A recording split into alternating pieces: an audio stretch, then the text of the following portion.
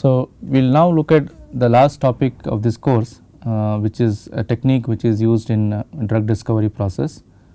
This is known as saturation transfer difference NMR spectroscopy, or in other short is called STD NMR spectroscopy. So, where is this spectroscopy method used? So, this is shown here. Typically we use it for screening ligands. So, this is again, remember, let us say we have a target protein or a receptor which we have isolated, and we are trying to find out which molecule will bind to this protein, and so we are screening a large number of molecules from a library. So, let us say we have a library of 1000 compounds or even a million compounds. So, the idea, the goal is to find out of these million compounds how many of them bind to the protein. So, that is one reason why we would need to do this experiment, that STD NMR spectrum experiment. A second, the only criteria, I mean, so we saw in the previous lecture we looked at the DOSI. So, DOSI can also be used for this screening process, but the problem with DOSI is that yes, it should be having at least a sufficiently strong binding, whereas here the ligand actually should not bind strongly. This is a criteria, we will see why it is so, but this is typically a method used when the dissociation constant. Remember, in ligand protein interactions we always measure the affinity of binding, we characterize the affinity of binding using this method, this number known as dissociation constant. So, the dissociation constant should be for STD NMR should be in this range, it should be micromolar to millimolar. So, you see this is a weak binding. If it is a strong binding, typically the Kd value will be in the nanomolar regime, but if it is a very weak binding, it will be in tens of millimolar or 100 millimolar. So, our goal is to look at a medium binding, medium to weak binding, and the molecule should be in this range. So, we are not trying to screen here for those ligands which bind strongly, we are trying to figure out which are the molecules have at least a weak binding to the protein. So, what is the consequence of having a weak binding coefficient, the dissociation of constant? The consequence is that the molecule now exists as a fast exchange between the ligand and the protein.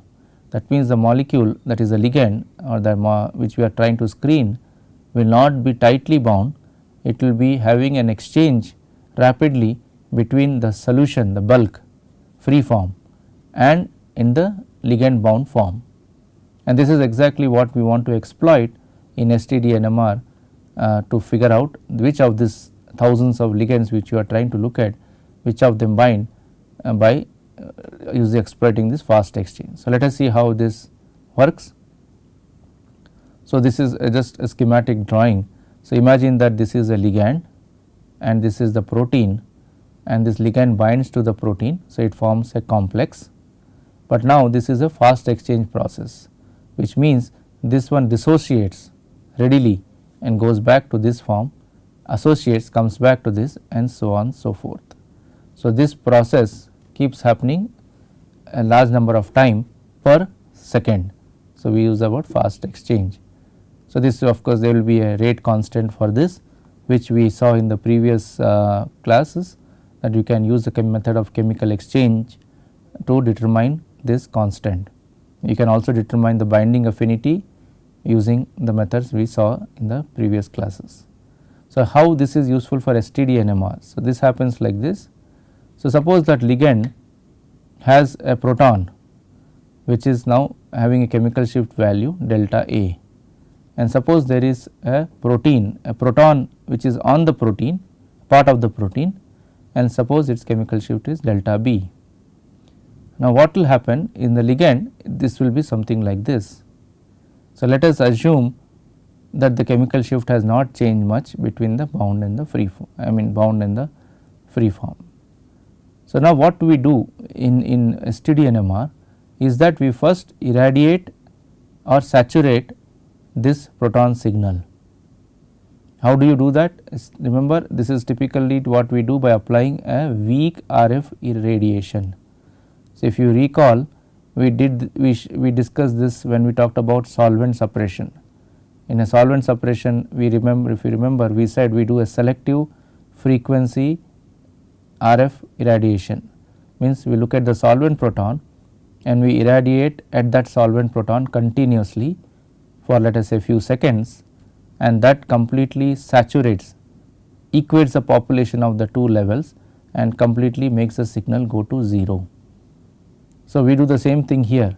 We identify a particular peak of a ligand or a protein, and that peak is now selected for irradiation or what is called saturation. So, when we do that continuously, this is completely saturated. This means there is no signal on can be observed for this particular hydrogen atom. So, how is that useful? What happens is that because of this distance, suppose this distance is close to this, or even if it is not close to it, it is close to some hydrogen on the protein, and that protein is close to the hydrogen on this, and that hydrogen is close to this. So, basically if you have a collection of spins which are close to each other, then this irradiation of this hydrogen affects the irradiation of this hydrogen because of the proximity. You see, this is saturation. So, whatever we have done to this gets transferred to this hydrogen because of its proximity. So, this is similar to, again if you recollect, we discussed this in the steady state NOE concept in the NOESY experiment. We discussed that if you irradiate one hydrogen atom selectively, then you will see an enhancement or a decrease in the signal for some other hydrogen which is close in space within 5 to 6 angstroms. Here similar situation, but this need not be close in space because there is what is called spin diffusion. Now, that also is a terminology and concept we discussed in NOESY. We said that spin diffusion happens when there is no direct transfer, but an indirect transfer of magnetization, polarization from one hydrogen to next neighboring to the next and so on. It is kind of a relay, and that relay process we also use the word spin diffusion. So, because of spin diffusion, the magnetized polarization of this hydrogen, if I destroy by irradiation, the destruction is communicated to all the protons in this whole system. So, one of the protons in this system is the hydrogen of the ligand, which is now bound to this complex, to this protein. So, this is also now part of the system. So, that means any hydrogen which you saturate, the saturation is communicated throughout, it is propagated. It is something like in one part of the city something happens, it completely propagates to the remaining part of the city. For example, this routinely you can observe in that if you there is a traffic jam in one part of the city, slowly it transfers and the whole city, many nearby areas get also the traffic gets jammed. Similar process because it is propagating. So, same thing happens here, the saturation of a signal hydrogen atom of a protein is propagated or communicated such that a hydrogen atom of a ligand also now gets saturated. Now, if you see carefully, this hydrogen is now in exchange with this hydrogen now, because remember we discussed this is known as fast exchange. So, in a fast exchange scenario, this hydrogen is exchanging with this hydrogen rapidly. So, therefore, this hydrogen is next in turn further transferred or communicated to this hydrogen here, because this is in fast exchange. So, if you recollect the exchange lectures on the exchange part, chemical exchange, we saw that when there is a fast exchange, all the NMR parameters acquire an average value, and that average value is the population weighted value. That means, whatever I change for the first the state B affects the state A, because they are in constant exchange with each other. So, that means, whatever I do to this hydrogen, if I saturate or destroy or reduce the magnetization of this, that is now transferred to this, and this is also reduced in intensity. So, what is the advantage of this? The advantage of this is that now I can, looking at this form of the signal, this is a free ligand. So, looking at the NMR spectrum of this ligand, by saturating this hydrogen of a protein, I can figure out whether this ligand is indeed binding to it or not, because if it was not binding to this ligand, to this protein, this ligand if it was not binding to this protein, if I saturate the protein, nothing should happen to this ligand, because it is no way interacting with the protein. But if it is interacting with the protein, then if I saturate the protein signal, it gets communicated to the bound form of the ligand, and because the bound is in exchange with the free form, the free gets affected. Now, the question is, why do we need a fast exchange? What if it was a slow exchange? That means, suppose a ligand is binding tightly. If the ligand is binding tightly to this complex, then what will happen? That you will transfer the saturation, but the bound form will be saturated now, and the bound form is not able to, will not be able to communicate to the free ligand, because it is in slow exchange, means it is always sitting here, it is not exchanging very rapidly with this. So, whatever I do to the bound form will remain in the bound form information, and that information cannot be conveyed or communicated to the free form, because there is no exchange. So, if there is a tight complex, then I have to monitor the bound form only. But remember, the bound form can be a very huge sample signal, huge protein, and because of that the signal intensity is very weak.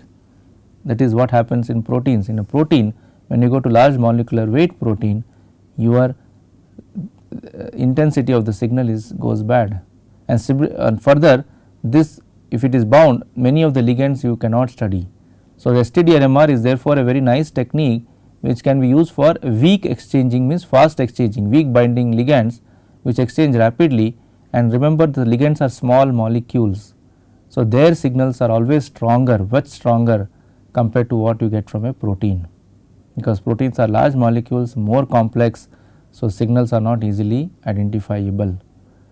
So, therefore, this technique of STD-NMR, what you do is you take the protein ligand in large excess, means large amount compared to protein. So, protein is very less, and then you irradiate. So, this is what we are going to see now. So, how does it manifest in the spectrum? So, it happens like this. So, you take the protein in a small concentration, typically a few micromolar. Remember, our affinity is also in this order, and the ligand is taken in millimolar. So, it is almost 1000 times more or 100 times more than the protein. So, typically 100 times more concentration is what we choose. Then what you do is you record, you know the spectrum of the protein, you record a free spectrum, means without the ligand, and you choose a particular proton which you want to irradiate. So, that is what is shown here, a particular protein signal is chosen for irradiation or is irradiated. Okay. Now, peaks from the ligand bound to the protein is not expected. Why? Because remember, there is a difference of 100-fold. So, whatever ligand binds to the protein will be in the micromolar regime concentration, assuming 1:1 binding. Okay. So, if there is one molecule binding to one molecule of protein, there will be 1000 times or 100 times less concentration of the ligand in the bound form. So, we do not expect to see any of the bound form. So, our focus will be now only on the two states. State A is the free protein, free ligand, sorry, and state B is a protein signal. We are not looking at the bound form of the ligand. So, you can see here, suppose I have 100 times more, or here it is roughly 10 to 20 times more. So, this will be the scenario, the protein signal will be very weak in intensity compared to the free ligand, which is very high and in excess. So, next what I do, I irradiate this signal. So, when I irradiate this signal of this protein, as we discussed in the last slide, this signal will go to 0.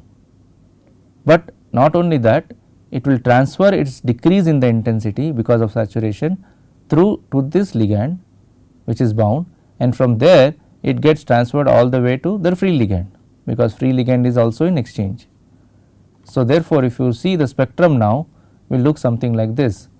The after saturation has transferred, the free ligand, the protein has gone to 0 because we have completely saturated the protein, but the signal bound, the free part is also decreased. And why is the free part decreased? Because it is now exchanging with the bound form. So, one thing you can see is that there is still a proximity information. If suppose there are ligand has several peaks, suppose this is just an example, but let us say our ligand has about 5 peaks, then only that peak, each peak is coming from one atom in, let us say, in the ligand. So, only that peak which is closest to the this ligand will definitely be the most affected, and that peak which is far away, the hydrogen which is far away from this binding site. So, we use the word binding site. Binding site is this site here, that is the interface of the ligand and the protein. If that proton or hydrogen on the ligand is far away from this site, then obviously the saturation transfer is not communicated to far away protons as effectively as it is communicated to the protons at the interface. So, we also get the information of which proton in the ligand is close to the interface based on how the intensity of that proton is affected by saturation transfer. So, this is what is shown here. So, we let us say we have a protein whose spectrum is complex and looks like this. So, typically you can remember this is the amide region, this is the alpha region, this is the beta proton, beta gamma protons, and this portion is the methyl peaks here. So, typically what we do is we choose a methyl peak for irradiation. The reason being that we assume that the methyl is far away from the ligand peaks, and secondly methyl peaks are strong, they may be present in the hydrophobic or the interface, and that will help to communicate or propagate the spin diffusion rapidly. So, now that you saturate this peak, so this let us say our ligand spectrum is something like this. This is the free ligand, we will call it as A. So, now once I saturate and I record another spectrum after saturation. So, first is only the ligand. So, I do not saturate anything here, it is a free form of the ligand. Then I saturate my protein, and how is the saturation done? Remember again it is done by a weak RF irradiation, and typically the time is 2 to 3 seconds, means you irradiate for a long time, and during that time seconds the molecules will exchange with the between ligand and the protein very rapidly. So, they will exchange several times, several thousand times, and because of that the transfer whatever you are doing at the protein side is communicated to the ligand by exchange. So, therefore, if I record now a spectrum after saturation, I will get something like this. Remember, I am again not any protein peaks here because they are at very low concentration. So, that is why it is not shown here. All I am going to expect to see only the free ligand, because that is 100 times more compared to the protein. So, when I saturate the protein after saturation, the protein peak, I will expect to see some decrease in the intensity of the ligand. Why is it happening? That is because this B, the bound form, is in exchange with the free form. So, because of this exchange after saturation, I am expecting a smaller decrease. Now, all the peaks may not show the same decrease, because these two hydrogens, suppose each one is one hydrogen atom, each hydrogen atom will have a different location in the binding compared to the binding site. So, one which is closest to the binding site, for example, this peak will get maximally affected by spin diffusion, and which is far away from the protein binding site, they will not see any effect. So, now I take I subtract this and take a difference. So, when I take a difference, I will now get these two, because these other two have gone to 0. So, what is the advantage of difference? My difference is telling me two things, that if there was no binding, I would expect complete cancellation. Why? Because this peak would be same as this peak would be same as this peak. When there is no binding, or if there is very weak binding, there is no change in the spectrum whether I irradiate or not, and therefore, the signal will look the same. So, when I subtract, I will get 0, but if I do not get 0, means there is a binding going on. That is the information I get. Second information I will get is which of the atoms of the ligand are actually binding. So, you can see now from this difference, I can say that these two atoms are binding in the ligand, and this is binding the most because its intensity has got subtracted the most, whereas this is binding less, and other two are in fact very far away from the binding site. So, my binding site information, and again all of them are binding equally because they are all part of the same molecule, but relatively they are different because they are far away or nearby the binding interface. So, I also get the information by my STD-NMR what is the residue or atoms in the ligand which are actually close to the binding interface. So, therefore, STD-NMR helps us to quickly find out which ligand molecules bind to protein. So, this is useful for screening. So, you can set up an automated screening process where you pass each and every molecule through this process, and we can quickly figure out which of the ligands, because this is typically not more than a few seconds, maybe maximum 30 seconds experiment. So, in a half a minute you can, or a minute at the most, you are able to figure out which molecule actually binds in your library of molecule, which binds to the ligand, to the protein. And not only that, it helps you to find out binding, it also helps you to find out which sites in the ligand bind to the protein, because there will be a site specific differences in the saturation. So, this brings us to the end of all these techniques. So, this is a summary. We have looked at different methods which can be used in drug discovery. We looked at this chemical exchange method, which is very useful for characterizing the binding kinetics. It is also useful for finding out, estimating the dissociation constant or the binding affinity of the ligand to the protein. So, these are all these techniques which are typically used in the drug discovery process, and we looked at DOSI, which is basically looking at diffusion process, translational diffusion. Remember, the translation diffusion can be a parameter which can be used for screening or identifying those molecules which bind strongly to the protein, target protein. So, that is what I said, we use the word affinity NMR. This is being used in literature. The mixture of molecules, so how do you do that? Again, as we saw in STD-NMR, you prepare a mixture and then you can figure out which proteins, which molecules are diffusing slowly in the presence or absence of the protein. So, in the presence of protein, if the molecule changes its diffusion, it means it is binding to the protein. And we just saw the STD-NMR process technique. This is also used for looking at ligands which bind weakly to the target protein and which exchange rapidly. Because of the transfer of saturation, we can figure out which ligands are. Even with diffusion you can do that. Remember, in diffusion also, if there is a weak binding, fast binding, the change in diffusion is also transferred to the field ligand, and that is also can be done. And there is another variant of STD-NMR, which is Water-Log-C. In this, what happens is, you are now, instead of saturating at the protein peak. So, remember in STD-NMR we had a saturation on the protein peak of a protein, of the protein, but here we saturate the water.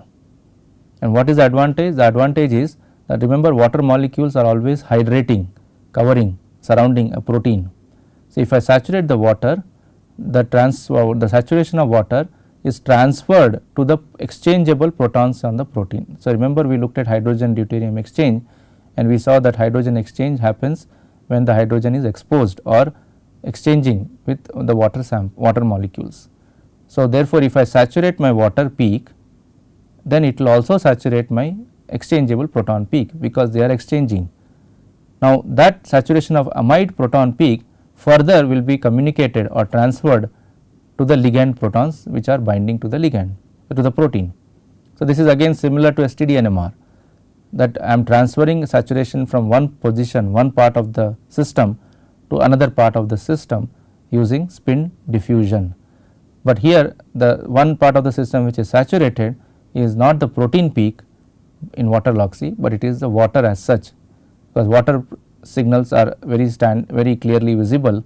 You can saturate on water, and that will communicate it to the hydrogen amide protons and further communicate it to the ligand, and that is similar to what we see in STD. So, those residues, those atoms on the ligand which are reduced in intensity will be the one which are binding to the protein. So, this brings us to the end of the NMR course. I hope you enjoyed this course. We looked through various basic aspects. This is a course meant for basically going through very rudimentary NMR methods, and we looked at many things in a qualitative manner. It was not done in a very technically sound manner because of the mathematics involved. The idea was to reduce the amount of mathematics needed to understand this subject So this was only basically meant to go through qualitatively way how NMR works, how it can be used for small molecules, organic molecules, how it can be applied to peptide and protein structure determination, and how it can be used in the drug discovery process. So I hope you enjoyed this course, and I look forward to see you again in the next course.